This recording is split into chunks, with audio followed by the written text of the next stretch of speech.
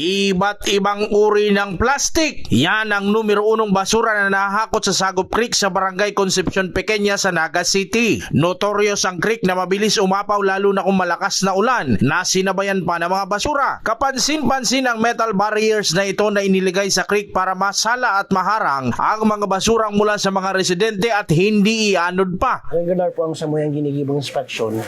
Inod po, iba po kitang deputize ng mga environmental enforcers and si mga inspection control enforcers.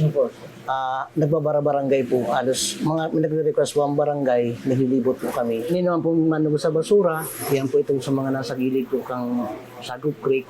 Nag-advise kami po na iwasan ng pagkapon ng basura. Kasubok nga ni, may inspection kami na may nag-abot po sa muyang complaint.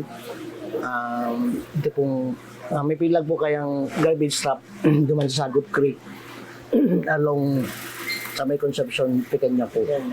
So, nahiling po duman pa lang sa gilid katong salog may mga parakalakal na nakaisar duman sila nagsasakwit kan sa hindang mga kalakals.